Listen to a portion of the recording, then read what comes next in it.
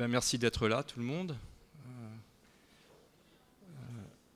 Nous sommes là à peu près jusqu'à 17h30. Donc, je vais parler un peu beaucoup au départ. Et puis ensuite, j'aimerais bien qu'il y ait des échanges, que vous posiez plein de questions. Puis voilà, qu'on soit assez à l'aise pour parler de ce que je fais. Et donc, je vais vous expliquer un peu ce que je fais ici. Et je vais commencer. Là, je vous montre une image qui est évidemment pas une création. Enfin, en tout cas, c'est pas moi qui l'ai fait, ça. Est-ce que déjà ça vous dit quelque chose? Alors, c'est un. Et puis, bon, même si Monsieur le directeur n'est pas là, je vais commencer. Bonjour, messieurs, dames. Je commencerai évidemment par remercier Monsieur Cadoré et puis Madame Pugna aussi qui m'invite à venir présenter mon travail ici. Alors je vous montre cette première image. J'ai choisi en fait 4 images pour commencer. Cette image en fait, on le qualifie de plus vieux dessin du monde. D'accord ? Peut-être que vous l'avez vu. À l'écran un jour quelque part, peut-être dans un musée, mais c'est une pierre en fait qui est crayonnée et on a trouvé ce dessin qui est considéré comme le plus ancien dessin du monde.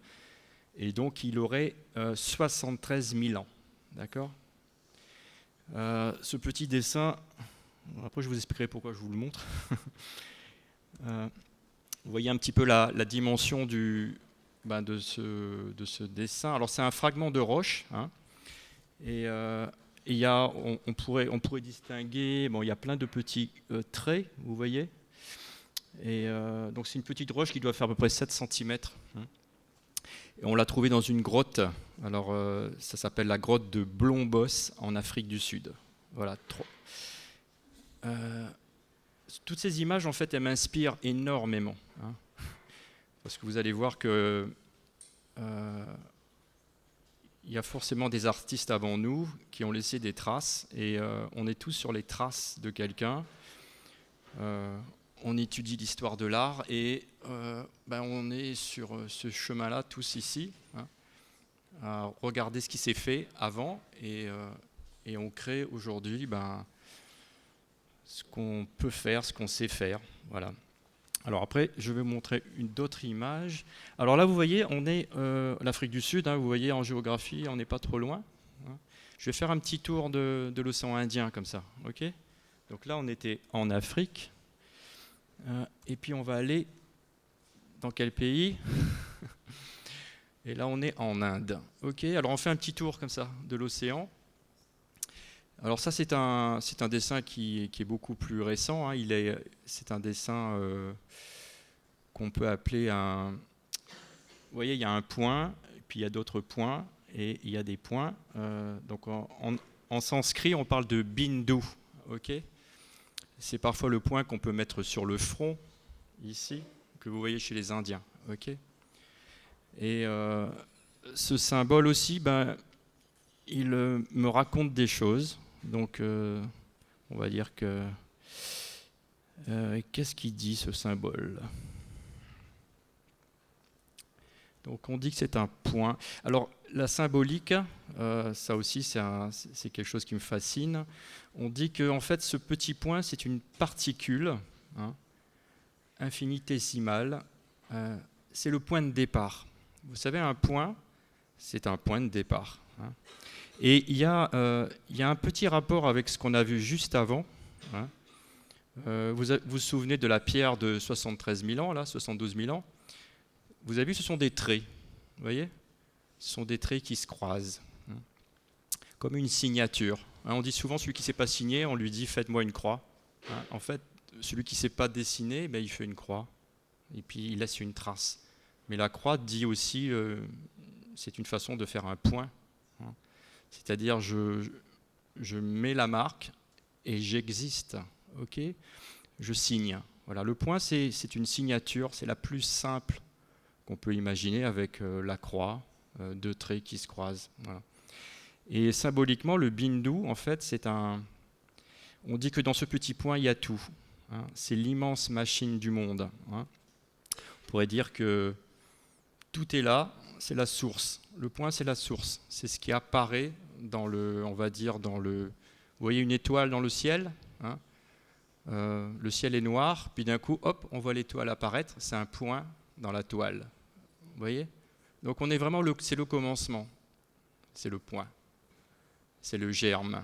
Vous voyez? On est un petit point avant de devenir un être humain. Donc c'est ça, cette image, elle nous dit tout ça. Elle nous dit d'abord le point, et puis ensuite ce point va se multiplier, un peu comme une cellule. Hein. C'est un germe. Voilà. Donc ça, c'est des images qui me font réfléchir. Je me dis, on est tous des petits points. Alors après, une autre image. On va continuer le tour de l'océan Indien, et on va aller... Bon là, on va reconnaître l'Australie, évidemment, et cette peinture aborigène. Hein. Bon, tout le monde a reconnu le style aborigène d'Australie. Donc là, c'est une artiste... là, on est au XXe siècle. Et donc, l'artiste... Là, on nous dit que ça s'appelle « marcher dans les étoiles ». Vous voyez, il y a des empreintes, et on a un ciel étoilé. Là, l'artiste nous montre une sorte de voie lactée, certainement. Et je vous montre tout ça, mais on va revenir à ces images. Vous allez voir que dans mon travail, il ressort des petites choses de ça. Voilà, je suis fasciné par cet art aussi. Donc, et ensuite, qu'est-ce qu'on pourrait dire un petit peu sur ce tableau? Ah oui, on parle de traces. Vous savez que les aborigènes parlent beaucoup de traces et de rêves. On parle du dream time en Australie, enfin chez les aborigènes. C'est un moment, en fait, c'est un espace-temps qui est rêvé et qui est pour eux palpable. Hein. C'est-à-dire que de là, ils ramènent des images et ils sont comme ça reliés en fait aux étoiles, aux ancêtres et à tout ce qui vit sur Terre. Et ensuite, je vous montre une... Alors, je continue un petit peu. On va quitter un peu l'océan Indien. Tiens, on va aller... Vous connaissez cet artiste, hein, assez connu. Alors, pour ceux qui ont oublié, il s'appelle René Magritte, je crois. C'est ça, Magritte. Donc, Magritte, entre autres... Hein, voilà, je vous montre 4 images. Hein, après, il y a... René Magritte aussi faisait partie de ce mouvement surréaliste, hein, où justement... pareil, il plongeait dans le rêve et il nous ramenait en fait des images. Et alors c'est curieux parce que quand on regarde ce tableau, on se dit tiens mais il n'y a rien qui coïncide. Je vois un œuf et on appelle l'acacia. Je vois une paire de chaussures, c'est la lune. Et il montre un chapeau, etc., etc. Donc qu'est-ce qu'il veut dire par là? Il dit finalement méfiez-vous des images. Hein. Les images ne sont pas la réalité, peut-être. Et donc, peut-être que l'image n'est pas l'objet. Et ça me fait réfléchir aussi beaucoup. Et tout à l'heure, on en reparlera, mais je me dis que finalement, ce qu'on voit est peut-être pas ce qu'on voit. Et donc, je me pose beaucoup de questions. Et il y a un philosophe qui avait écrit quelque chose sur... il disait... il s'appelle, je ne sais pas si vous connaissez, il s'appelle Monsieur Bouvresse. Je crois que c'est son prénom. Alors, son prénom, c'est comment? Bon, je vous donnerai son prénom tout à l'heure. Il y a un J, c'est Jacques, je crois. Ouais. C'est Jacques qui s'appelle. Et donc, c'est intéressant. Bon, c'est un philosophe, lui. Et il écrit « Pour échapper à la rigidité du point de vue », je vais vous parler du point de vue. Vous vous rappelez le petit point tout à l'heure?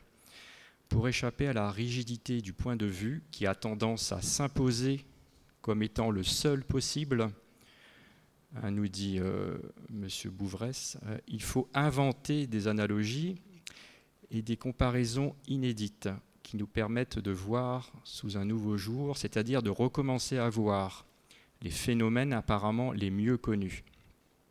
C'est ça, moi je me méfie beaucoup des évidences, des apparences. Et dans mon travail, je me suis beaucoup intéressé au paysage, c'est-à-dire ce qu'on appelle l'environnement. Hein. En fait, vous êtes dans mon environnement là. Et je me dis, vous n'êtes peut-être pas ce que je vois. Et vous êtes sûrement autre chose que ce que vous donnez à voir. D'accord ? C'est un peu comme, je me dis, derrière, il y a d'autres images, derrière, il y a autre chose. Voilà. Donc, vous voyez tous ces petits bouts de texte, ces petits bouts d'images. Et je vais vous montrer un autre point de vue que j'ai réalisé. Alors là, c'est moi sur la photo de dos. Alors, c'est ce qu'on appelle sur la carte un point de vue. Vous voyez ? Donc là, je l'ai peint sur le sol. Là, nous étions en 2011 à la plaine des Cafres. Et on reviendra évidemment sur ce site qui est pour moi un lieu de recherche extraordinaire. Donc là, on a une vue avec un point de vue sur la plaine, d'accord. Et tout au loin là-bas, il y a un python qui se détache et qu'on appelle python tortue. Alors, vous avez peut-être entendu parler de ce python. Et ça fait 30 ans que j'y vais. Et ça fait 10 ans que j'emmène des gens là-haut. Voilà. Bon, on en reparlera après. Alors à partir de là, on va continuer le voyage. Donc ce point de vue, c'est un point, et pour moi c'est un point où on va dire, où tout le monde a un point de vue, et on a tout le monde son point de vue, qui est différent de l'autre. Mais il est important de donner son point de vue. Okay ? Je pense que dire ce qu'on pense, tant qu'on est sincère,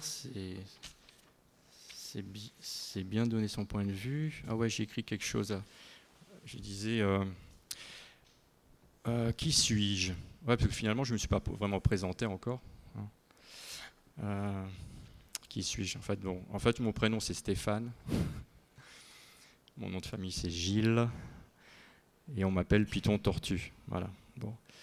Donc au départ, je n'aimais pas ça, qu'on m'appelle Python Tortue. Mais finalement, je me dis... j'assume maintenant. Vu que j'y vais et tout. Et voilà. Donc...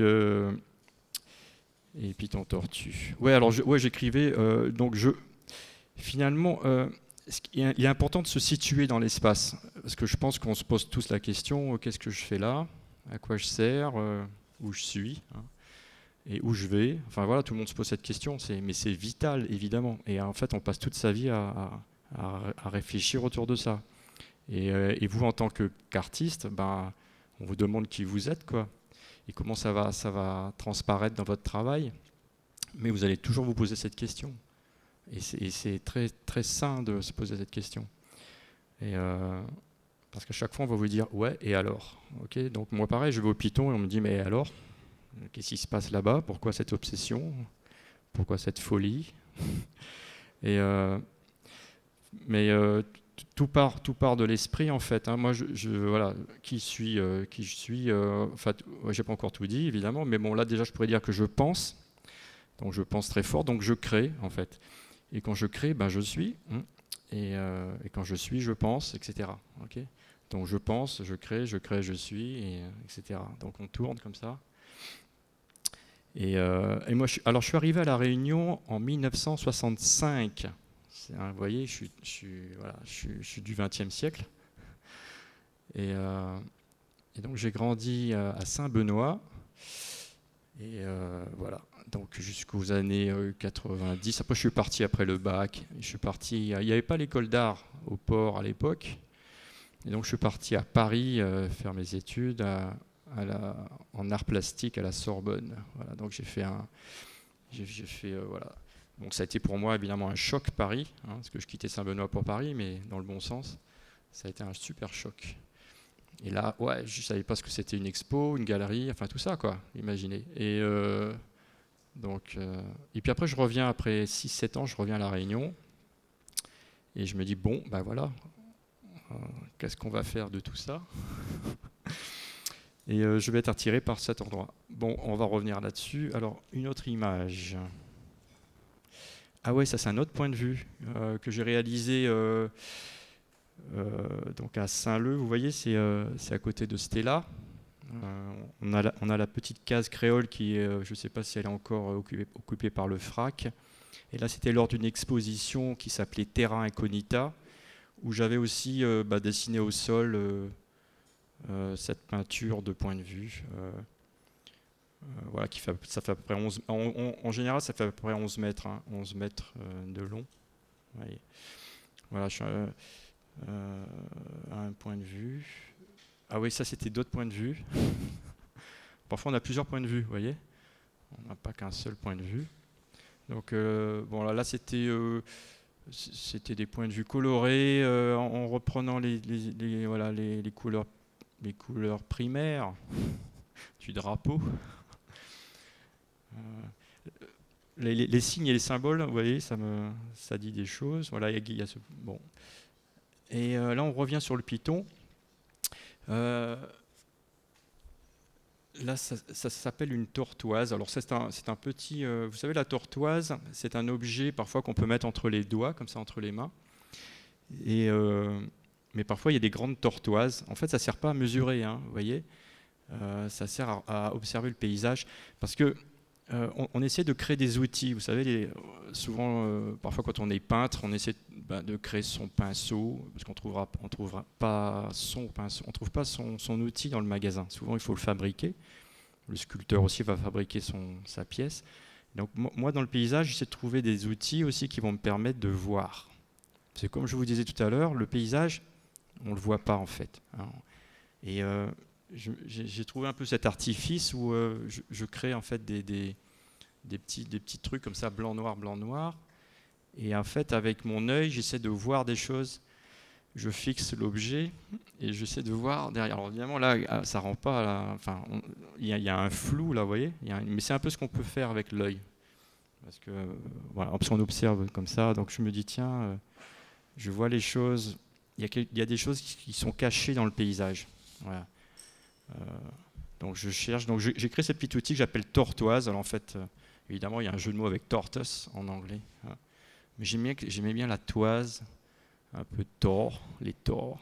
En créole, on dit les torts. Et puis mais je vous expliquerai. Alors, oh ouais, on retrouve ça dans le. Ah ouais, ça c'est des signes en fait. Vous voyez, ça reprend la tortoise. Vous voyez, regardez la tortoise. En fait, il y a une croix. En fait, il y a des zigzags comme ça. Vous voyez. Et on peut le dessiner aussi. Et on peut le mettre. Salut. Voilà, ça c'est une tortoise dessinée au sol. Vous voyez. Donc en fait, on peut la dessiner comme ça, mais on peut la dessiner comme ça au sol. Voilà. Alors c'est quoi ça? Mais finalement, ce sont des... Pareil, tracés dans le... Ça c'est sur le chemin du Python. On laisse des traces. Mais vous savez, quand on fait des traces, c'est pas pour nous qu'on fait les traces, hein, c'est pour ceux qui nous suivent. Ok. Donc là, j'ai fait des traces pour celui que je connais pas, mais qui va me suivre dans le sentier. D'accord. Donc, et là, vous voyez, le centre de la croix, pour moi, c'est le point qu'on a vu tout à l'heure. C'est cette espèce de croisement de la pierre il y a 73 000 ans. Et je me dis, là, il y avait un être humain il y a 73 000 ans qui a dit quelque chose, qui a fait un signe comme moi je fais là. Vous voyez. Et je ne comprends pas ce qu'il veut dire, mais moi, là, je me dis peut-être qu'ils vont comprendre ce que je veux dire. Mais ce n'est pas le plus important de savoir ce que je veux dire. Le plus important, c'est que j'ai dit quelque chose. Vous voyez ce que je veux dire? J'ai tracé, et je dis j'existe, et je trace quelque chose. Je mets une empreinte. Enfin, l'empreinte ne raconte pas grand-chose, elle dit que quelqu'un est passé. D'accord? Donc là, c'est une trace éphémère, donc il va partir avec l'eau. Mais je suis content de dire que je suis là. Vous voyez? C'est bien de dire je suis content que je suis là. Et ça, c'est très important. Ça, c'est des choses que je réalise. Il faut affirmer qu'on est vivant et qu'on est là. Vous voyez? Là, vous êtes tous dans la pièce. Soyez conscients que vous êtes bien là où vous êtes. Vous voyez? En fait, si vous êtes mal ici, il faut sortir tout de suite. Mais si vous êtes bien ici, dites-le. Ouais, je suis bien ici. Vous voyez? Donc, je fais une trace. Ouais. Bon, là, je ne vous demande pas de dessiner sur les chaises, mais Mais voilà, en fait, c'est intéressant de dire, je suis là, vous voyez, je trace. C'est ce que je fais dans le sentier. Alors, ah oui, alors ça, alors vous voyez, ça c'est une autre forme de tortoise. Là, vous voyez, en fait, j'utilise voilà, le bout de bois dans le sentier. Ça peut être du stylo, là c'est fait au stylo. Je fais de la photo. Voilà, tout à l'heure, vous verrez, il y a la peinture. Enfin, c'est pas. Finalement, on ne me reconnaît pas forcément dans un style, sauf que je raconte une histoire. Donc là, il y a des étoiles. Bon, il y a des étoiles avec un chemin. Vous voyez, il y a un chemin avec une tortoise aussi qui traverse ce paysage. Alors là, on refait un petit bond dans l'histoire. Là, on est au tout début de mes travaux où j'avais installé cette table que j'appelle table. Et si on remarque bien, bon là, j'étais allé dans la plaine, pas trop loin de la plaine des Sables. Et donc j'avais installé cette table en fait où j'invitais deux géants à s'installer là. Puis cette table a disparu. Donc elle a dû être renversée quelque part, je sais pas. Alors si on va voir que en fait cette table, vous avez remarqué, ce sont deux, en fait, c'est très lourd et très grand. Et donc en fait vous voyez, c'est deux grandes. Enfin, c'est une représentation de la Terre, vous voyez. Hein. J'ai pas la vue de face, mais bon, c'est pas grave. Vous avez compris qu'on a l'hémisphère nord, l'hémisphère sud. Et en fait, c'est une machine, vous voyez. C'est une machine. À un moment, je me suis lancé dans la fabrication de machines comme ça, où en fait, quand tu tournais, alors ça marchait, hein, ça a marché, mais après, vous savez, les machines, ça casse. Et c'est super. Donc à un moment, ça casse. Mais elle a marché pendant un temps. Vous voyez, en fait, il y avait une poignée, et quand on tournait un hémisphère, on faisait tourner l'autre. Voilà, j'avais dit comment on va faire ça. Donc j'avais fait tout un système de rouage derrière avec des cordes et des bouts de bois. Enfin, c'est que de la récup. Hein. Vous voyez, là, ça c'est que de la récup. Hein. J'avais récupéré des cylindres là, de bobines électriques. J'avais découpé dans du métal. J'avais fait toute la carte avec une scie sauteuse et des casques. Et en fait, voilà, j'avais récupéré la grosse dalle. En fait, c'est une pièce en acier, ça, et que j'ai récupérée. Vous voyez la pièce, là, c'est une pièce en acier qui doit peser au moins 100 kilos. Et en fait, je l'avais trouvée, elle était dans la poubelle d'un métallier, en fait. J'étais passé devant l'atelier, j'avais vu ces deux gros ronds, ils s'étaient jetés sur le trottoir. J'ai dit, voilà ma carte. Donc j'ai récupéré ça, et après j'ai mis tous les trucs autour. Voilà. Et donc j'ai fait ça. Bon, après, c'est vrai que je suis parti sur la tortoise, après c'est plus léger. Voilà. Et là, on va revenir sur la carte. Alors vous voyez, tout ce qui est carte, géographie, vous voyez qu'il y a une petite carte de la Réunion, vous avez remarqué, une petite carte. J'aime bien jouer aussi avec la carte de l'île qui pour moi est, bon là, on peut jouer, la faire tourner. Donc je me suis amusé à la faire tourner comme ça sur un axe. Et l'axe, c'est forcément le Piton, parce que ce que vous allez voir, c'est que le Piton, en fait, il est au centre de l'île. Donc c'est pratique parce que vu que le Piton est au centre, ben, on peut faire tourner l'île, okay, comme une roue. Hop. Donc c'est pour ça que l'avantage d'avoir un point, c'est top en fait. Le point, c'est vraiment la base de toute chose. C'est-à-dire, on met le point et après on crée autour. Vous voyez, c'est comme le Big Bang. Vous voyez, le Big Bang, il y avait le chaos, puis d'un coup, pof, tout part d'un point. On imagine que ça sort comme ça. Vous voyez. Mais on retrouve ça dans les mythes. Voilà, donc là c'est la petite carte. Mais après on pourra revenir dans les détails, hein, parce que je pourrais en parler. Et, ah ouais, là il y a une citation en haut. On dirait un jeu de bascule continue, comme l'a enseigné la philosophie indienne. Vous voyez, en fait, j'aime bien aussi avoir tous les mythes, toutes ces références, en fait, toutes ces traditions, on va dire en Inde, en Afrique, en Australie, et puis au-delà. Hein. Voilà, ce sont des histoires, des livres qui m'inspirent beaucoup dans mon travail. Et là, je dois avoir une image. Voilà. Donc là, vous reconnaissez la Réunion, mais sauf qu'elle est pas dans son axe. Okay, parce que là, on n'est plus dans le nord, le sud. Vous savez bien qu'il Et j'aime bien donc là, on est sur l'axe. Alors souvent je la présente comme ça. Bon, ça peut être dans cet axe-là. Donc vous voyez le piton tortue où il est. Et puis j'avais fait cette découverte. Enfin, on peut aussi se demander, mais comment j'ai trouvé ce piton tortue? Enfin, parce que personne ne m'a raconté cette histoire, vous vous en doutez bien. C'est en observant la carte que je me suis dit, tiens, c'est curieux, il y a un piton au milieu et qui s'appelle tortue. Je dis, bon, bah, on va y aller, quoi. Donc, mais c'est lié aussi aux études que je faisais à Paris à ce moment-là, parce que mon sujet de mémoire était sur les cosmogonies. Et je m'étais rendu compte que la tortue était toujours placée au centre du monde et qu'elle portait le monde sur sa carapace, mais ça, on la trouve partout. Et donc, voilà, c'est comme c'est un dinosaure qui a traversé l'extinction massive, hein, il y a 65 millions d'années. On va dire que la tortue, elle est sortie de là, avec les oiseaux, et en fait, elle a continué. Donc, bon, après, c'est vrai que l'île de la tortue, voilà, c'est vraiment le nom qu'il fallait, quoi. Et puis, alors, c'est quoi ces axes? Bah, finalement, il fallait trouver, une fois qu'on a le centre, il faut trouver, hein, comme pour la pierre de 73 000 ans, en fait, on fait une croix, vous voyez?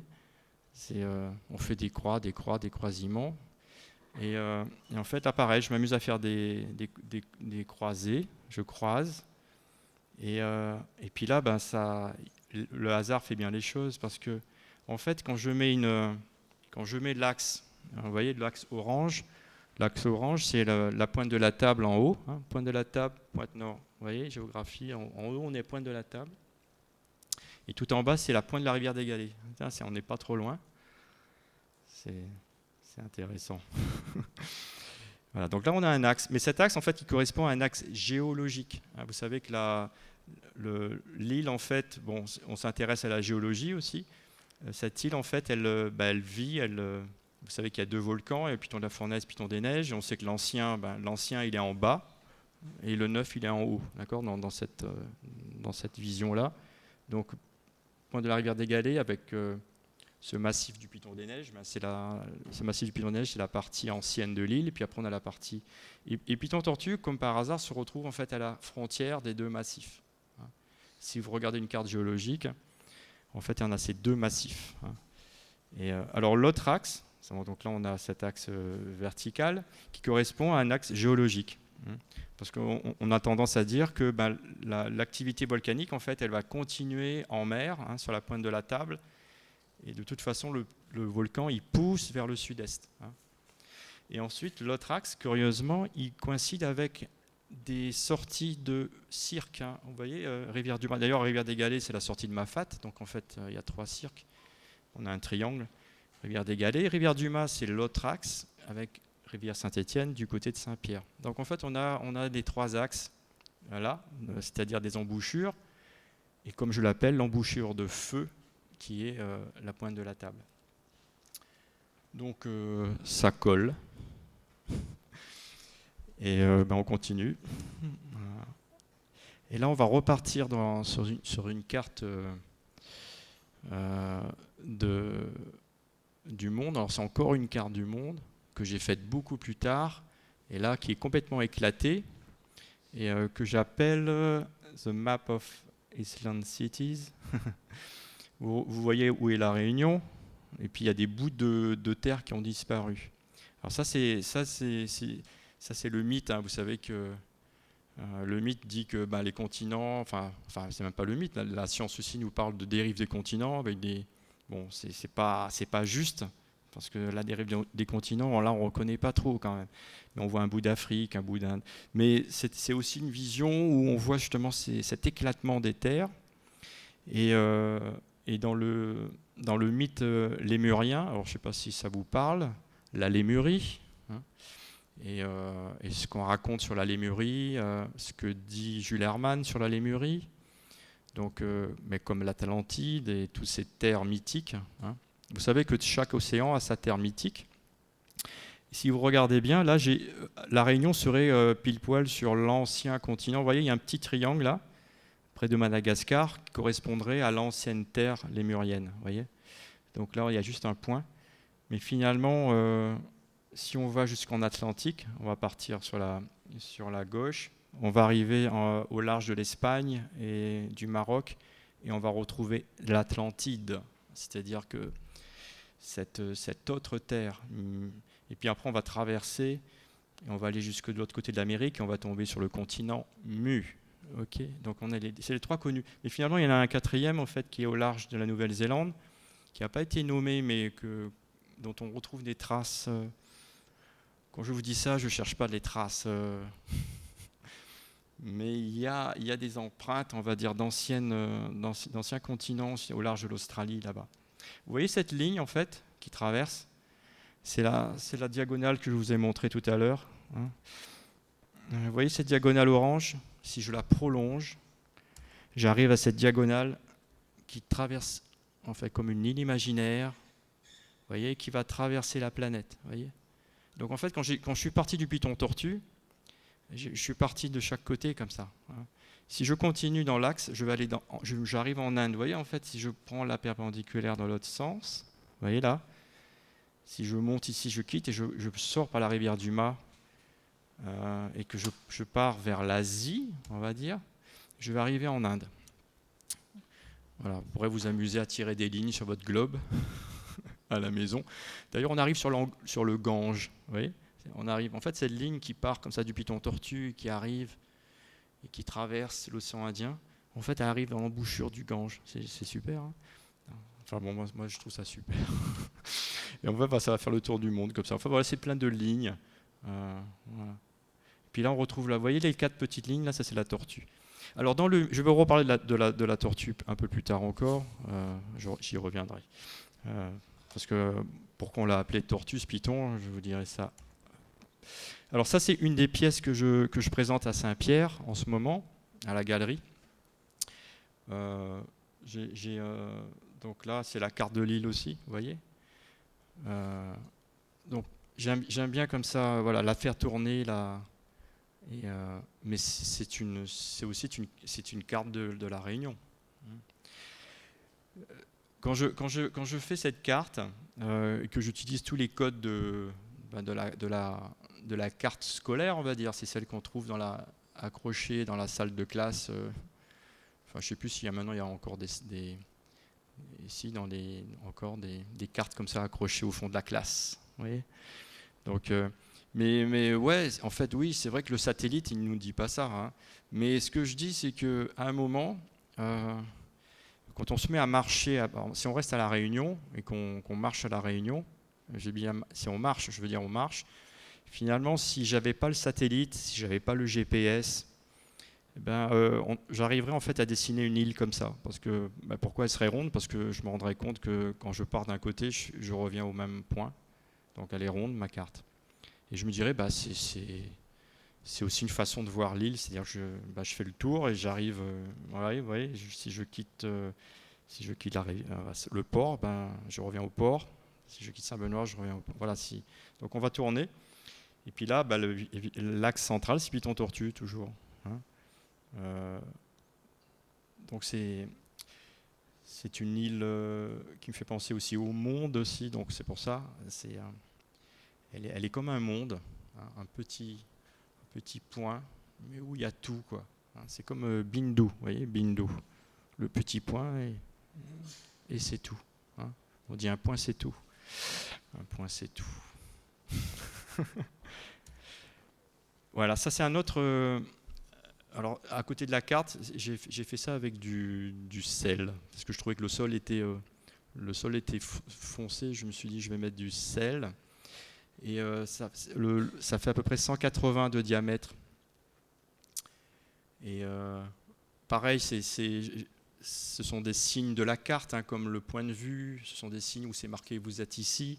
Et puis là, en fait, on est ici, hein, tous ensemble. D'accord ? Avec cette petite carte. Ça, c'est une autre carte que j'avais dessinée. Alors, c'était au moment où j'avais fait cette grande carte du monde sur la table. Et donc là, c'est une peinture. C'est une gouache que j'ai fait sur la carte. Okay, j'ai pris la gouache et j'ai dessiné sur la carte IGN. Et j'ai dessiné un cœur. Vous comprenez que j'aime cette île. Et voilà, ça c'est une preuve d'amour, même si c'est de l'anatomie, quoi. Mais ouais, en fait, oui, c'est vrai.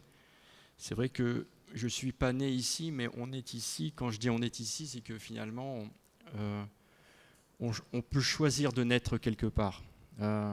Ça c'est pareil, c'est réaliser ça, c'est-à-dire quand on est d'une terre, on va naître de parents de cette terre, mais à un moment, je crois qu'il faut qu'on affirme qu'on est bien né ici, vous voyez.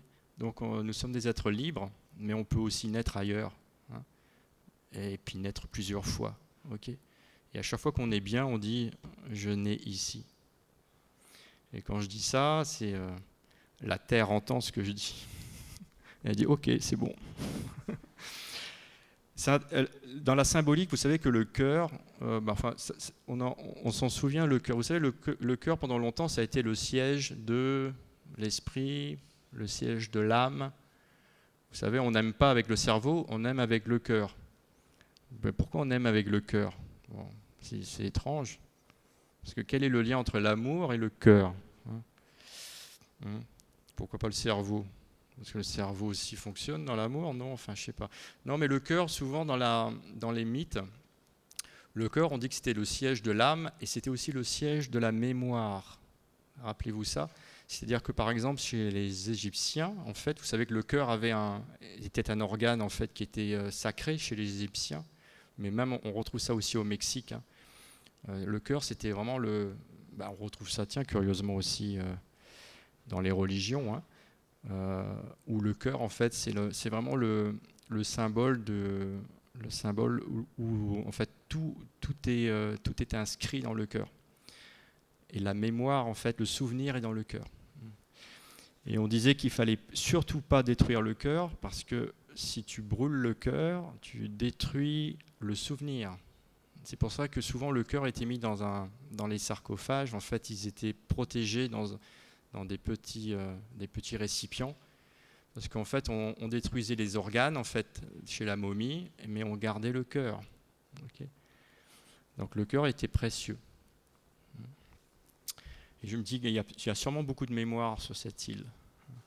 Quand je vais marcher au Piton, c'est ce que je ressens, parce que finalement cette marche que j'effectue et que après, si évidemment je vous invite à venir au Piton, hein, c'est pas interdit. Peut-être qu'on se recroisera là-bas. J'en mets quelques papiers si vous me laissez, si ça vous intéresse.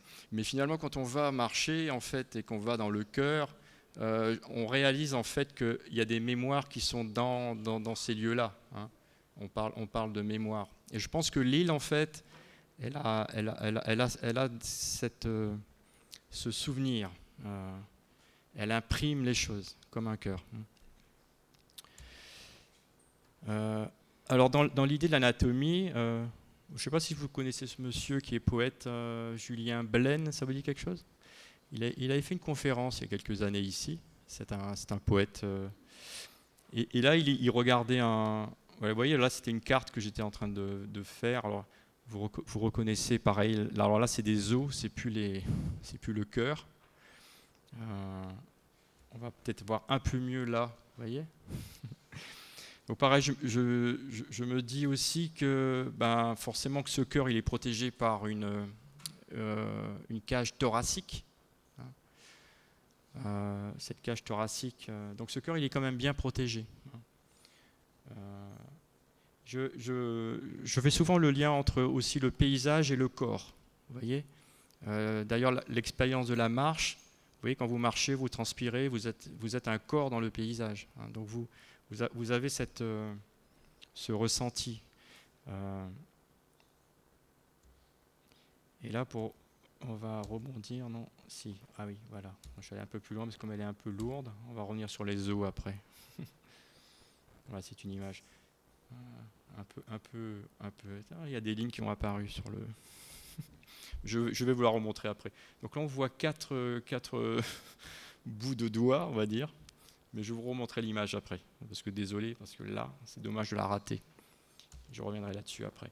Donc, Les eaux aussi, alors ça c'était une installation que j'avais faite à Saint-Denis, où j'avais appelé ça je crois que c'était le géant couché. En fait, ce sont les pieds de géants, voilà, qui s'éclairaient la nuit. Voilà. Je vous reparlerai des géants. Ah ouais, en parlant des pieds. Alors ça c'est une installation que j'avais faite ça c'est des patins. Vous connaissez les patins? Voilà. Alors, c'est une installation que j'avais faite au musée de Villèle. Et donc j'avais installé des patins dans le musée. Bon, vous connaissez le musée de Villèle, sûrement. Vous êtes allé dans cette grande maison qui est la maison des maîtres, hein. Et ce qui est frappant souvent, c'est quand tu regardes, quand tu vas dans ces musées, ben, finalement ce qui reste, c'est même si on parle de l'esclavage, on parle de l'histoire, ce qui reste, ce sont les pierres des maîtres. Donc on sait que les esclaves étaient là, c'était les serviteurs, ils étaient dans la maison. Et moi j'avais imaginé que ces serviteurs évidemment marchaient sur des patins, vous voyez, parce qu'il ne fallait pas salir le bois. Donc en fait, ces esclaves étaient au service de Madame des Bassins et puis de tout. Mais il y avait tous ces esclaves qui faisaient le service dans cette maison. Et, donc, quand j'ai mis ces patins un peu partout, j'avais mis une cinquantaine de paires. En fait, je voulais qu'on voit en mettant les patins, je voulais que ces esclaves qu'ils apparaissent dans le décor. Vous voyez, parce qu'on voyait vous voyez la belle, les beaux meubles, les beaux tableaux, vous voyez les chaises, là où ils prenaient le thé, et je me dis, mais ils sont où les marrons, enfin les esclaves, là, ils sont où? En fait, on imagine qu'ils sont là. Donc moi, j'avais rajouté en fait les patins, en disant, voilà, les esclaves sont là dans les pièces, en fait, vous voyez, comme des fantômes, mais ils sont là. Et ils apparaissaient avec ces... Alors là, on le voit pas très bien, mais j'avais aussi dessiné sur les patins. Et là, on voit, il y a des espèces de coton, vous voyez, des espèces de... Alors ça j'ai fait la photo, j'ai pas compris pourquoi. Parce que parfois, vous savez, vous faites des photos, puis il y a des choses qui se révèlent. Et c'était comme si, en fait, il y avait quelque chose de bizarre, d'étrange, de magique. Un peu comme... voilà, moi, je voyais les patins vivre, en fait. En fait là, il y avait une respiration. J'ai compris que ces patins, ils respiraient, quoi. Je donnais en fait une respiration aux gens qu'on ne voyait pas. Alors, on a reconnu l'oiseau. Alors là, pareil, on est aussi dans la cage thoracique. Parce que là, c'est la cage des oiseaux, mais c'est aussi une cage thoracique. Cet oiseau qui a disparu. Vous savez, il y a eu le Jurassic Park et on a eu le Thoracic Park, où le dodo a disparu aussi. Donc, ouais, c'est un clin d'œil au dodo, c'est-à-dire à tous ces oiseaux en fait que l'humain a chassé et a détruit, quoi. Et là, pareil, j'ai observé cette cage à merles. Vous savez que bon, on la voit plus trop, hein. C'est une cage où on mettait un merle, le fameux merle endémique qu'on mettait à l'intérieur. Puis voilà, donc là, c'est vraiment prendre la cage. C'est pas moi qui l'ai fabriqué, la cage. Donc je l'ai récupéré et je lui ai mis juste des pattes. Voilà. Et j'ai fait toute une série comme ça. Donc il y en a ils ont tous des positions différentes. Il y en a un qui est, voilà, celui-ci est à Saint-Pierre, donc jusqu'à dimanche.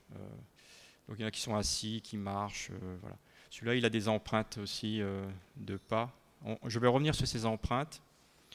Parce que pour moi, voilà, là, ce sont des empreintes qui sont visibles, mais éphémères, parce qu'elles sont aussi faites en sel. Et vous voyez, les empreintes, elles s'effacent. Hein. Elles s'effacent dans le paysage. Et donc ces empreintes de pas, mais on les laisse partout, quoi. Partout. Partout où vous passez, parfois ça marque, parfois ça marque pas. Mais même si quand ça ne marque pas, vous avez marqué le paysage, n'oubliez pas ça. Donc de toute manière, on est toujours à marquer les choses, quoi. À passer et à disparaître et Et je pense que les marques restent là. Comme ces oiseaux, ils ont laissé des marques. J'aime bien ces pattes d'oiseaux parce qu'elles disent autre chose. On verra ça tout à l'heure. Voilà, celui-là, celui-là, je crois que c'est celui qui veille. Ah oui, il y a l'oiseau qui veille, l'oiseau qui vole, l'oiseau qui pense.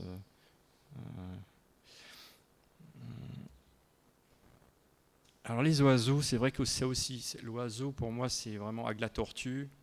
C'est un animal sacré, on pourrait dire.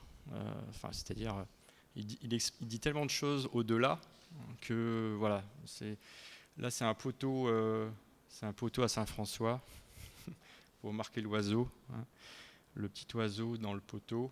Voyez. Alors, je me suis amusé. Alors, ça, c'était un projet qu'on a avec d'autres artistes. On avait fait aussi on avait laissé des traces dans le paysage.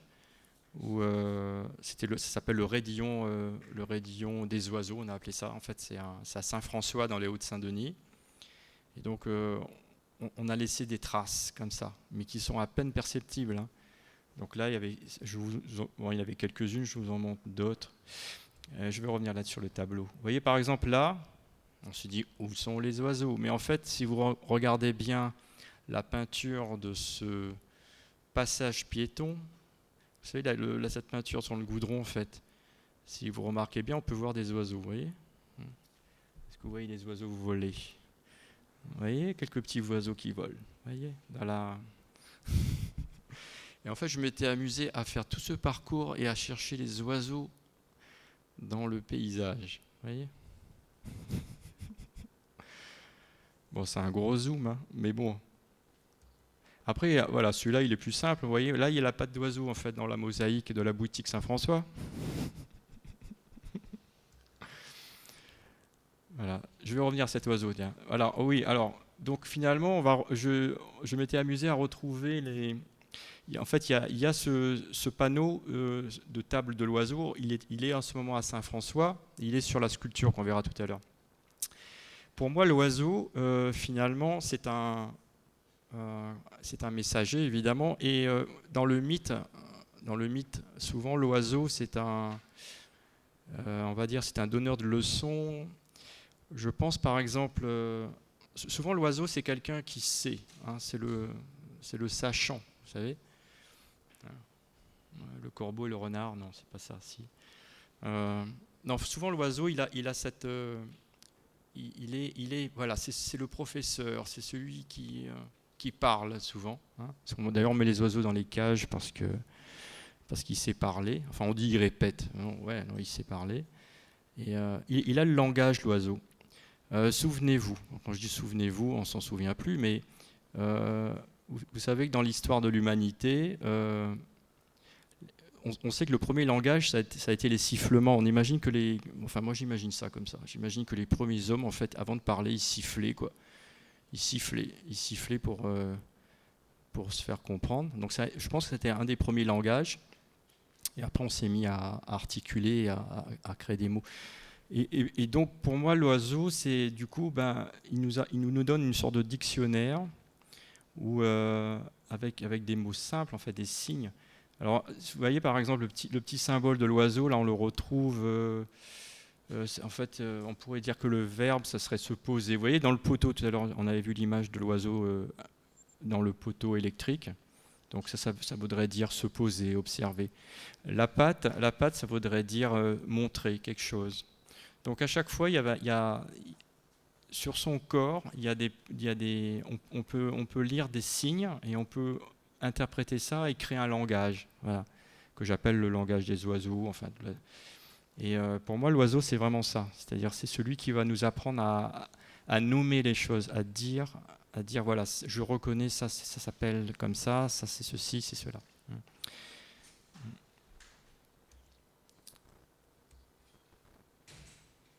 Alors, ouais. Alors ça a été un peu plus tard. Ça, c'est un travail avec l'artiste Richard Corblat, qui est sculpteur. Et voilà, ça c'est l'artiste. Et on avait réalisé cette pièce qui est l'homme-oiseau. qui était encore installée, qui est toujours à Saint-François dans les Hauts. Voilà, elle est visible à Saint-François. Donc toujours pour rester dans le lieu de Saint-François, dans les Hauts-de-Saint-Denis, donc il y a ce symbole. Alors là, si on reconnaît, il y a un peu ma patte, non, c'est la patte de l'oiseau, et on retrouve un petit bout de la tortoise. Vous vous rappelez la tortoise au début? Il y avait ces signes blancs et noirs, qui sont en fait un symbole qui revient de temps en temps, qui est la croix. Vous voyez la croix, dire voilà, il y a un point, et puis il y a cette petite patte là, qui est une flèche, mais qui n'est pas vraiment une flèche. J'aime à dire que finalement, si on prend le sens de la flèche, on va dans le sens contraire du sens de l'oiseau. Vous voyez, si je suis l'oiseau, bah là, je vais aller... je vais où? À droite ou à gauche? Si je suis l'oiseau. Hein? Voilà, là, je vais à droite si je suis l'oiseau, mais si je suis la flèche, je vais à gauche. Donc voilà, c'est tout... Voilà, on va revenir, je vais vous reparler de la trace de l'oiseau. Alors là, ça, ce sont des panneaux qui n'existent plus dans le paysage, parce qu'ils ont tous été remplacés.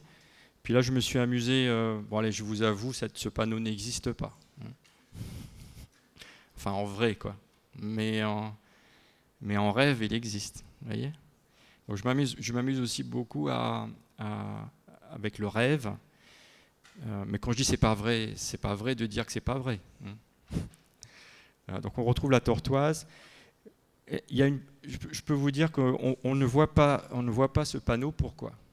Quels sont les indices?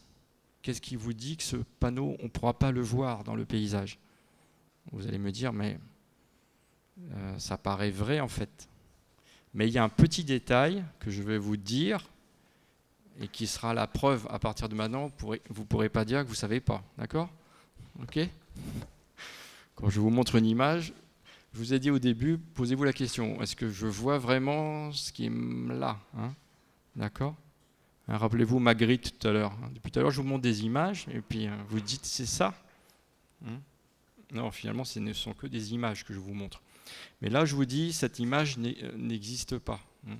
Et pourtant, alors le petit détail, c'est que vous voyez, c'est marqué python tortue. Vous voyez, si vous allez dans le paysage, même aujourd'hui, vous ne verrez aucune indication. C'est-à-dire, vous verrez python bleu, python des neiges, partout sur le parcours.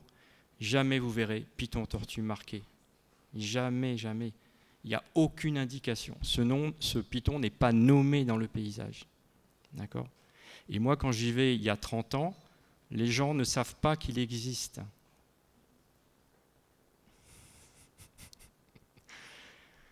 Enfin, je me pose la question parfois, et certains me disent, mais finalement, il existe parce que tu l'as regardé. Ouais, c'est un peu ça. Mais la clé, elle est là, en fait, parce que j'en arrive à me dire, mais alors, vous voyez, là, je vais commencer à vous emmener un peu dans le rêve. Et je vous dis, finalement, méfiez-vous de ce que vous regardez, méfiez-vous de ce que vous voyez, parce que aussi, on peut voir ce qu'on crée. Et je pense que Python tortue, en fait, n'est pas visible, mais en tout cas comme ça. Mais évidemment que ce panneau existe. Bon, moi, je me suis amusé à réécrire Python tortue sur ce panneau, mais après, mais maintenant, ils ont remplacé tous ces panneaux. Et puis la petite tortoise, pareil. On retrouve, en fait, la tortoise, en fait, c'est toujours 9 petits modules qu'on va retrouver aussi. Voilà. Là, on a un des petits modules de la tortoise. Et à partir de ce premier signe, en fait, on peut avoir la suite de signes qui est de 8. Alors ça, c'est la dernière pièce que je présente à la Cité des Arts. Je ne sais pas si vous êtes allé à la Cité des Arts là depuis vendredi. Donc c'est une installation dans le cadre de Open Space de Clem Striano. Et donc j'ai un bureau, vous voyez, dans Open Space. Donc je vous invite à y aller, jusqu'au mois de mars, vous aurez le temps d'aller faire un tour. Donc là, il y a une pièce que je présente. Bon, là, c'est juste un petit bout. Je ne vais pas tout vous montrer. Sinon, donc là, il y a une grande carte avec, pareil, des empreintes que j'ai réalisées avec des petits tampons comme ça. Et c'est une grande carte de la plaine des Cafres. Alors la plaine des Caves, si vous y allez avec moi, si je vous guide jusqu'au Piton Tortue, on ira pieds nus. Vous savez ça, hein? On y va pieds nus et on marche pendant 10 heures. Vous voyez? Et on part avant le lever du soleil. Vous voyez? Donc, non, il faut être motivé. Mais après, c'est vrai qu'on peut le faire en 3 heures aller-retour avec des chaussures et dire j'ai fait le Piton. Vous voyez? Mais l'idée, c'est pas ça. C'est pas j'ai fait le Piton. Vous voyez? C'est j'y vais et je reviens jamais. Vous voyez? Donc, parce qu'une fois, qu'on y va, on revient pas. Hein. Mais on est dans cette illusion. On est dans cette illusion de retour. Alors ça, c'est la grande carte. Non, elle est toute petite finalement. Mais c'est la carte du Piton Tortue que j'ai avec toute une équipe, hein, parce qu'on n'est pas tout seul quand on lance des projets comme ça, évidemment. Il y a l'idée, puis après il y a beaucoup de personnes qui vous aident, qui apportent. Là, moi, j'ai travaillé aussi avec Nicolas Géraudou, qui était là il n'y a pas longtemps, non? Nicolas, la semaine dernière. Vous y étiez, les étudiants? Oui. Nicolas Géraudou? Non, ça vous dit quelque chose? Donc il a aussi participé à la création de cette carte avec des textes et tout.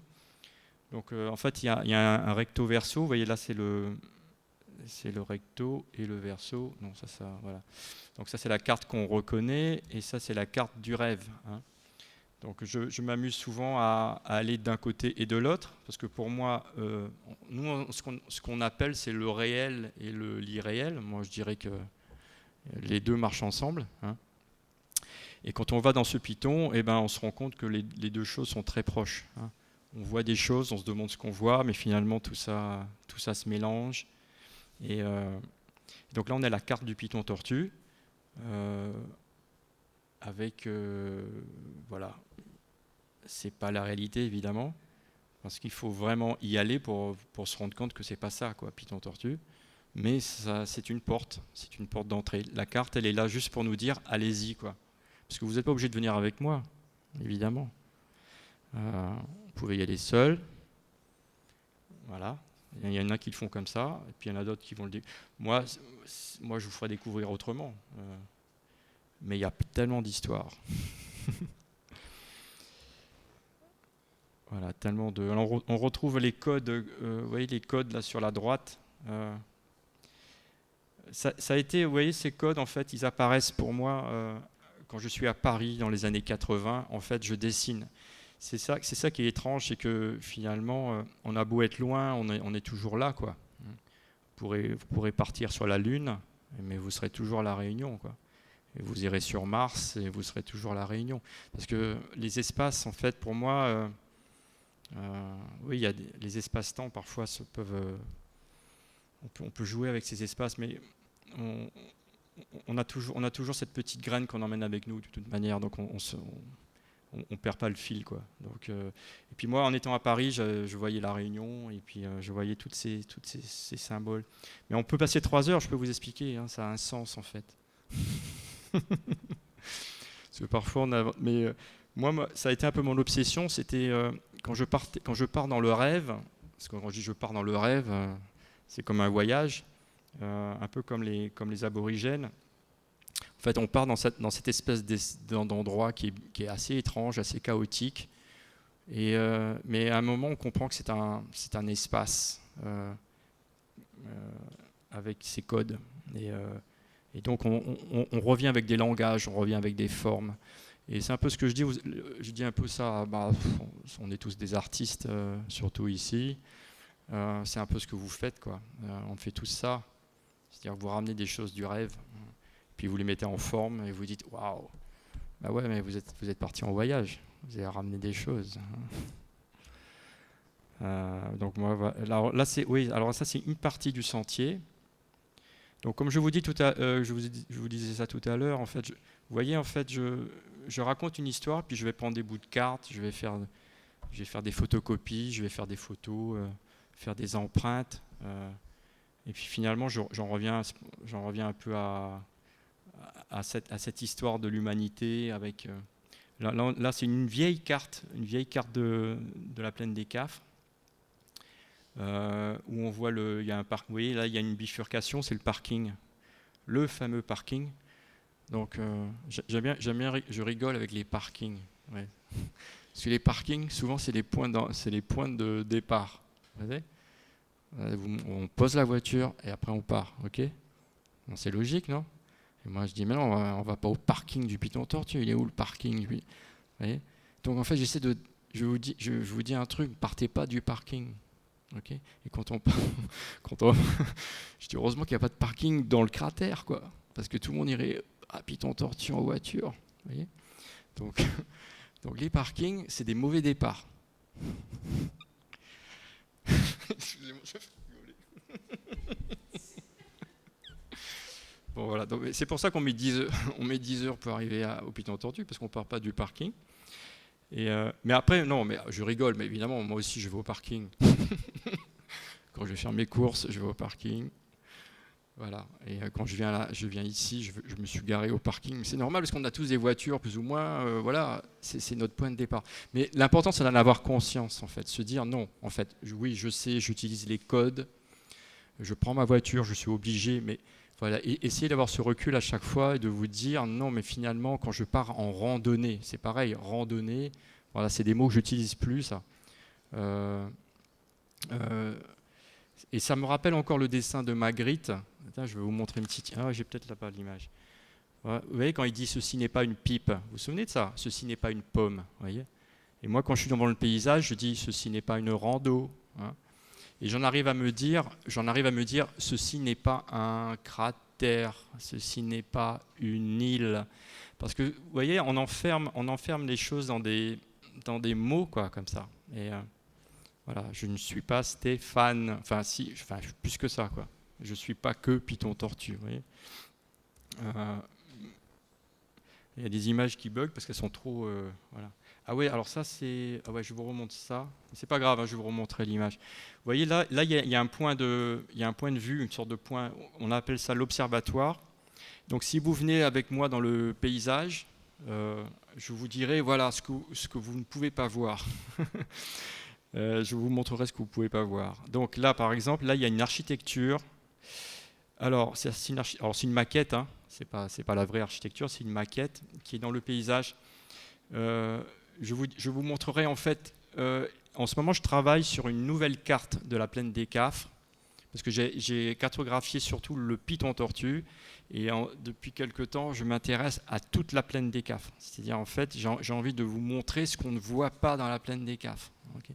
Donc il y a aussi des grandes architectures comme ça qui font, voilà, là, vous imaginez, ça c'est là juste la largeur, ça fait à peu près quoi, 100, 200 mètres de large par 700 de long, ça fait à peu près 70 mètres de haut. En fait, je les vois en rêve, évidemment. Hein. C'est du rêve. Alors là, c'est pas une photo de moi, c'est une photo que j'ai récupérée du cratère et du Python. Donc c'est un monsieur qui m'a dit j'ai fait une photo en drone. J'ai dit waouh, dommage. Mais bon, je suis intéressé quand même par ta photo. Mais voilà, j'aime pas trop ça, mais elle est chouette quand même. Donc là, c'est une photo du cratère quand on va au cratère. Et on arrive dans cette forêt. Voilà. Donc en général, on y va pieds nus. Et puis moi, je vais vous montrer souvent quand vous venez avec moi, je vous emmène dans cet endroit-là, tout le temps dans cet endroit-là, ok? Parce que j'ai pas tout de suite, je vais pas vous montrer tout ce qu'il y a autour. Hein. Et puis comme il n'y a pas de sentier, et là, ce sont des gens qui sont allés sans moi, mais les gens connaissent cet endroit, voilà. Mais ils connaissent pas cet endroit, heureusement, mais tout le monde sait, voilà, tout le monde va là. Voilà, ceci n'est pas une rando. Et je le répète, alors c'est pas méchant, quoi, mais ceci n'est pas une rando. Voilà. Alors après, là, je suis un peu méchant, on dirait, attends, je vous montre l'image. Ah ouais.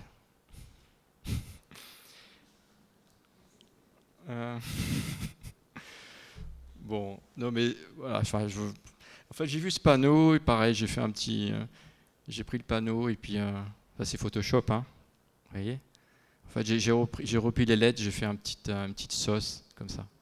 C'était marqué « Ne nourrissez pas les chevaux ». J'ai transformé « Ne nourrissez pas les chevaux » en... voilà. Ouais.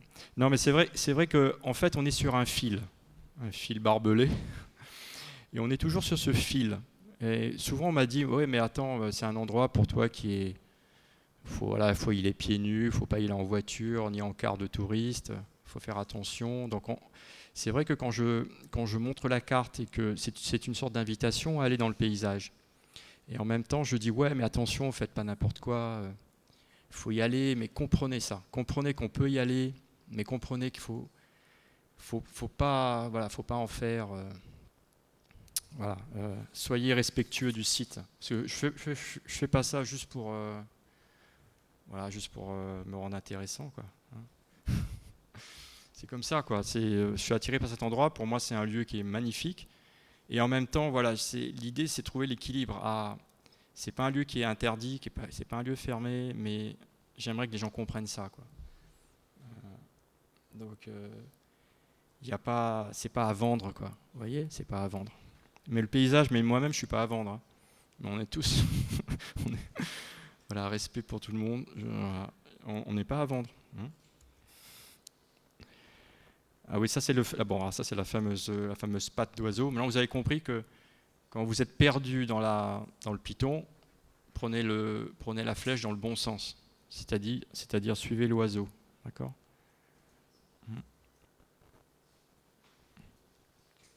Ah ouais, alors ce que j'aime dire aussi, parce que comme vous voyez, Python Tortue, comme c'est un lieu pour moi qui est pas qu'un paysage, qui est un lieu qu'on peut parcourir, qu'on peut comment dire, sentir par notre mouvement. C'est un peu ce que j'ai ressenti quand je suis allé en Australie et que j'ai partagé bonjour monsieur. Et c'est cette idée qu'en fait, quand on parle, en fait, quand on comprend en fait tous ces artistes,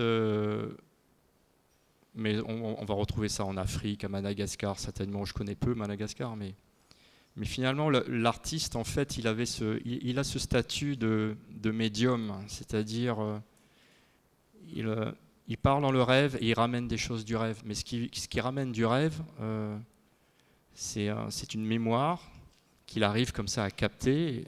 Et donc forcément, ce qu'il va vous raconter, ça va vous paraître complètement du rêve, quoi. C'est-à-dire, il va vous parler de choses étranges. Mais on écoute cet artiste quand l'aborigène raconte l'histoire de ses ancêtres et qui marche dans les étoiles, tu l'écoutes, quoi. Tu dis j'ai marché dans les étoiles, tu dis ah ouais, c'est super que tu aies marché dans les étoiles. Et là il dit ouais, j'ai marché dans les étoiles, j'ai rencontré grand-père, grand-mère. Mais c'est juste un témoignage, il te dit ce qu'il a vu du rêve, ok. Et on a tous un rêve à raconter. Moi je suis allé au Python et puis je vous raconte le rêve. Et je suis sincère. Mais toutes mes preuves sont artistiques en fait, j'ai pas de preuves scientifiques. Quand je vous parle de la Lémurie, de continents disparus, on ne va pas fouiller et chercher sous la terre. Le rêve, il n'est pas là. Il est juste là, à côté, derrière le voile. Donc, quand on va au Python, alors il y a toute une histoire qui va surgir de là. Donc, une histoire d'anciens aussi. C'est vrai que cette terre, elle a été partagée dans notre histoire par les Marrons, par tous ces gens qui sont passés avant nous. Voilà. Et ils ont marqué le paysage, même s'il n'y a pas eu de construction, il n'y a pas eu de traces. Enfin, ils ont marqué le paysage, ils sont là, on peut les sentir, on peut sentir ça, je pense. Et au Python, alors j'ai senti aussi, j'ai vu autre chose. J'ai vu que ce Python, l'histoire de la tortue, on finit un petit peu avec cette histoire parce qu'il faudra que je vous laisse un peu de temps s'il y a des questions.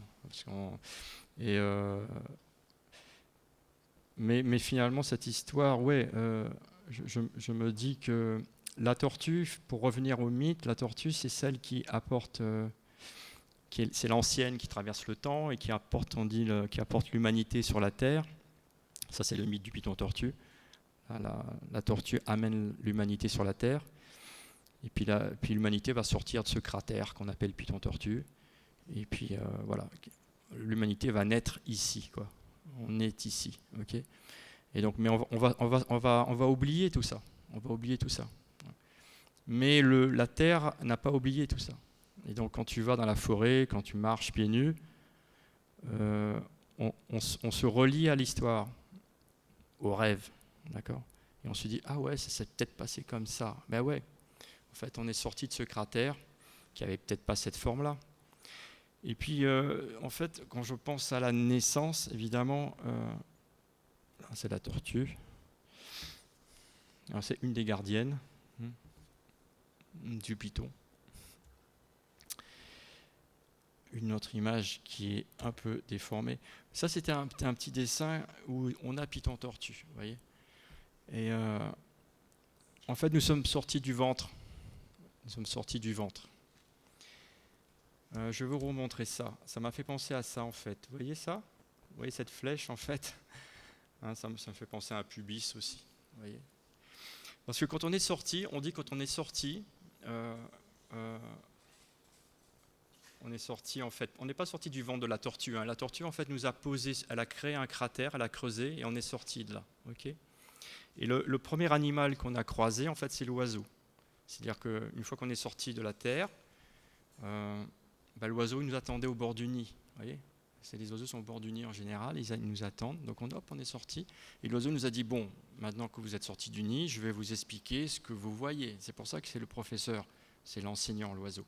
L'oiseau nous dit, voilà, ça s'appelle un arbre, ça s'appelle ceci, et je vais vous dire comment vous êtes né ici.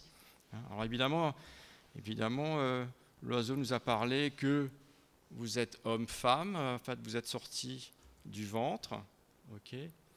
Donc vous êtes sorti peut-être d'un triangle, d'une pyramide, enfin voilà l'histoire. Alors après, voilà, je voudrais peut-être m'arrêter un peu, parce que j'ai dit beaucoup de choses. Et j'aimerais, si vous avez... on pourrait continuer comme ça, mais allez, on s'arrête un peu. Alors si vous avez des questions, on pourra... Voilà, je suis à votre écoute. En tout cas, merci déjà de m'avoir écouté comme ça. Et puis, il y a des micros qu'on pourra si vous êtes prêts à me poser toutes les questions.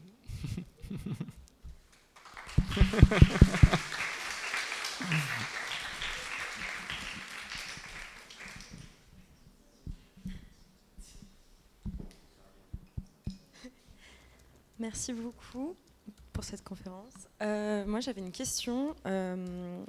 J'ai noté que vous prenez je ne sais pas si c'est un parti pris ou pas, de photoshopper certains de vos travaux, donc du coup sous forme d'images. Donc vous parliez de la trahison de Magritte. Est-ce que c'est un parti pris justement de mélanger des œuvres in situ que vous réalisez réellement, et est-ce que c'est du coup la frontière non existante pour vous entre l'irréel, le réel, le rêve, la réalité? Enfin voilà, j'aimerais bien que vous m'éclairiez un petit peu là-dessus. Ben oui, parce que finalement, en tant qu'artiste, mais tu fais ce que tu veux. Okay. Réalise que tu peux faire ce que tu veux. Okay. Donc, quand ça t'arrange, oui, ça me gêne pas. Là, par exemple, évidemment, ce poteau, tu vois bien que c'est aussi un photomontage. Où, oui. Enfin, l'oiseau, voilà, je me suis dit, il serait bien imprimé dans l'oiseau à côté des dates, évidemment. Donc voilà. Donc après, tu t'amuses comme ça avec ta petite souris à faire des. Parce que ça. Mais c'est pas, comme je te dis, en fait, pourquoi je le fais? Pas parce qu'on me dit ah ouais, je vais tromper les gens et on va croire que. Mais là, on est ensemble, je vous le dis. Mais le plus important dans tout ça, c'est pourquoi je le fais, quoi. Le plus important, c'est pourquoi je le fais. Je fais ça pour dire ah ouais, chouette, j'ai réussi un truc, ils vont croire à une histoire. Je suis pas là pour vous. Ça, c'est pas une preuve. Tu vois ce que je veux dire? C'est juste une trace, et ça me permet de raconter quelque chose. Tu vois. L'oiseau, si je le dessine comme ça, là, c'est parce qu'il dit des choses. Moi, l'important, c'est le message, c'est pas. Donc ouais, ça me gêne pas. Mais les cartes, c'est que photoshopper les cartes en fait. Quand tu représentes le monde, c'est ça quoi. Mais enfin, je ne sais pas si j'ai répondu à ta question. Ouais. Donc non, je suis sans complexe.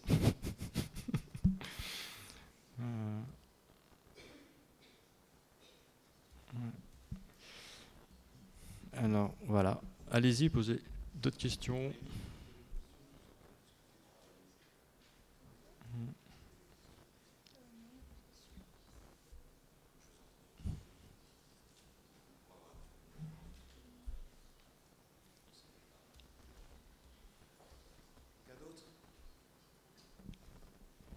Juste sur une approche, Stéphane, tu as parlé de, tu as abordé les artistes médiumniques. Est-ce Oui. que là-dessus je dirais, une nourriture particulière? Je pense notamment ouais, il y a quelques références sur ce courant-là et sur ça. Ouais. C'est pas quelque chose de vraiment abordé dans l'histoire de l'art, enseigné dans nos écoles. Or, il y a vraiment des personnes qui vont travailler sur ça. Bah oui, mais finalement, tout à l'heure je parlais du surréalisme, enfin je ne sais pas si tu étais déjà arrivé, non en fait, moi, parce que j'avais montré cette image au départ, voilà, j'avais montré ça. Et finalement, quand tu écoutes ces artistes-là, ils te disent, moi je suis médium et je pars dans le rêve, quoi. Donc je montre ce que je vois. Donc c'est pas seulement dans les traditions australiennes et tout, en fait, même dans notre histoire de l'art, il y a eu comme ça cette approche où l'artiste d'un coup se disait bon voilà, maintenant on va fonctionner avec avec le rêve et le rêve est une source d'inspiration et je vois les choses comme ça et je vous dis que c'est comme ça. Point. Voilà, c'est donc ouais.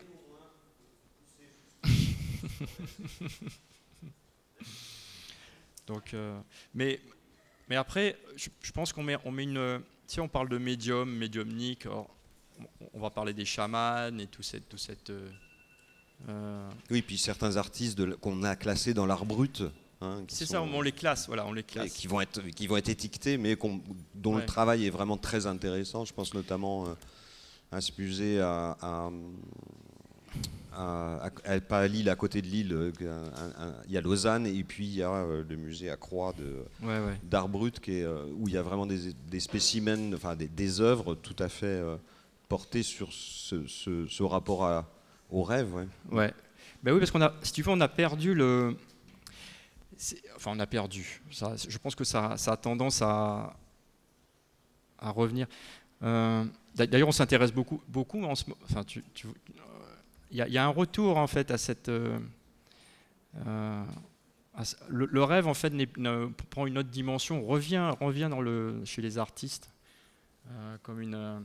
C'est pas un domaine réservé à l'ancien temps où c'est ces chamans qui prennent de l'herbe et qui font des expériences hors du corps et tout. Si tu veux, moi, ça m'a intéressé, mais en même temps, c'est un peu mon vécu. C'est-à-dire qu'à un moment, moi, je prends pas d'herbe, tu vois, et je prends pas je prends pas de substances. Bon, après, voilà, j'ai pas besoin de ça. Et en même temps, depuis tout petit, je sais que j'ai cette facilité à plonger dans des espaces. Alors, j'appelle ça le rêve, mais bon, est-ce que c'est vraiment le vrai mot? Mais j'ai tendance à beaucoup lire en ce moment, à me documenter et à voir que finalement, ce sont toute cette définition. Tu sais, on a vraiment fait cette scission, quoi, entre, si tu veux, c'est notre civilisation, la cartésienne, où vraiment on a séparé le réel, l'irréel, tu vois. Et c'est-à-dire que l'imagination, c'est une gymnastique mentale. C'est une gymnastique mentale. C'est-à-dire, et je me dis, non, ça ne se passe pas comme ça déjà dans ma tête, parce que l'imagination, c'est pas le fruit de notre tête. Mais je n'ai que des preuves artistiques à vous dire, quoi. C'est évidemment que scientifiquement, j'ai aucune. Même si avec les. Il y a beaucoup de scientifiques qui s'intéressent à ça, avec les nouvelles technologies, où on se rend compte que finalement, ce qu'on appelle le rêve, l'imaginaire, ils arrivent en fait à mesurer ça avec des machines, tu vois, parce qu'il faut la preuve. Mais Moi, je dis que le rêve, non, le rêve n'est pas une production mentale. Pour moi, le rêve, c'est une dimension presque géographique. Mais je ne le dis pas juste en lisant des bouquins, en me disant « Ah ouais, non, en fait, mais comment j'ai appris ça? C'est en allant au Python. » Bon, moi, ça a été juste si tu veux, c'est l'expérience de la marche. Mais c'est dingue parce que finalement, après, quand tu reviens dans des lectures, tu te dis « Ah ouais, ce gars-là, il y a 800 ans, il a dit la même chose. C'est curieux. » Parce que finalement, marcher, bon, comme tout à l'heure, on rigolait avec la voiture et tout. Mais finalement, tu te rends compte que physiquement, on a été bâti pour marcher. Ok? Évidemment qu'on a les voitures, les avions, les trains. Bon, c'est top, c'est bien. Je ne dis pas qu'on va revenir. Mais en fait, marcher, et c'est ce que te disent les aborigènes. Ils te disent, si tu ne marches pas dans le désert, tu ne vas rien voir, mon coco. Hein. Parce que marcher, en fait, c'est rentrer dans un rythme. C'est-à-dire, c'est vraiment faire coïncider ton rythme cardiaque. Bam, bam, bam, bam. Dans ta voiture, ton cœur, il est sur l'autoradio. Enfin, tu vois. Marcher, c'est sans les écouteurs, évidemment. Marcher sans les écouteurs. En fait, c'est ça, c'est que quand tu vas marcher, tu vas te rythmer sur ton rythme cardiaque. Et ce cœur, en fait, il est relié au battement de l'univers, quoi. Alors, ça paraît dingue de dire ça. Tu te dis, ouais, mais attends, là, est-ce qu'on est sur le rythme du soleil? Ouais, on est sur le rythme du soleil. Et ouais, on a les cycles. Vous connaissez les cycles de la Lune et du Soleil? Vous savez ça? Vous savez les cycles? Ben, en fait, ça c'est notre humanité. En fait, donc de temps en temps, je dis, allez, on retrouve un petit coup de notre humanité et on part pieds nus et on va écouter, on va écouter l'univers, quoi. Et en fait, c'est ça en fait cette peinture aborigène. En fait, c'est ça en fait qui raconte. C'est-à-dire, mais bon, moi, ça me parle, parce que ça a une résonance. Et j'espère que vous aussi, ça éveille quelque chose chez vous. Mais je me dis, ah ouais, moi, en fait, en tout cas, j'expérimente ça à chaque fois, et je me dis, ah ouais, ça marche comme ça. Et en fait, parce qu'aller au centre, c'est se recentrer. Bon, c'est sans jeu de mots, quoi. Mais si tu veux, c'est pas un lieu. Si tu veux, c'est pas le lieu magique qui va t'apporter des choses. C'est pas ça. Tu es dans une pratique où à un moment tu dis tiens, je rentre dans une pratique qui n'est pas que de l'observation comme ça avec les yeux, où je pars en randonnée, où on fait tellement ça tout le temps. C'est-à-dire qu'il y a l'environnement, tu vois, il y a nous et l'environnement. Mais finalement, dans toutes ces cultures, en fait, ils te disent, mais il n'y a pas d'environnement, hein, vous êtes dedans. Et en fait, le rêve, tout se mélange. C'est pour ça que quand tu écoutes ces gens, ils te disent, ouais, j'ai vu un tel, j'ai vu l'ancien. Tu dis, mais quoi, ils mélangent la vie, la mort. C'est quoi ça, quoi? Mais on en revient à là, quoi. Parce que pour moi, ça te soigne, quoi. C'est-à-dire, écouter ça, ça te renforce. Mais c'est pas planer, quoi. Tu vois ce que je veux dire? Là, je marche dans la prairie, là, je suis bien là, quoi. Là, je suis bien derrière la table, tu vois, j'ai bien conscience. En fait, tu es là, quoi. Et c'est exactement ça, quoi. Je montrais cette image, en fait. En fait, cette pierre qu'on a trouvée, tu sais, j'adore cette œuvre, qui est ce petit bout de galet, en fait, qui est, on dit, le plus vieux dessin du monde, en fait, hein, 72 000 ans, quoi. Et on trouve ça en Afrique du Sud, dans une grotte. Le gars, il voit ce petit débris et il dit « Ah ouais, mais ça c'est un être humain qui a fait une trace, quoi. 72 000 ans après. » Et là, tu imagines le gars, mais en fait, il a juste dit « Je suis ici, quoi. » Je ne comprends pas ce qu'il a dit, mais il a fait des traces, comme ça. Et juste, en fait, il y a 72 000 ans, il écrivait. Il nous a envoyé un message. C'est ça, quoi. C'est aussi simple que ça. Mais on retrouve ça dans les mythes, quoi. Ça, c'est le point. C'est le point sanskrit. Donc c'est juste ça, c'est se dire, voilà, je suis juste le petit point, et de là c'est la conscience, quoi. C'est l'esprit.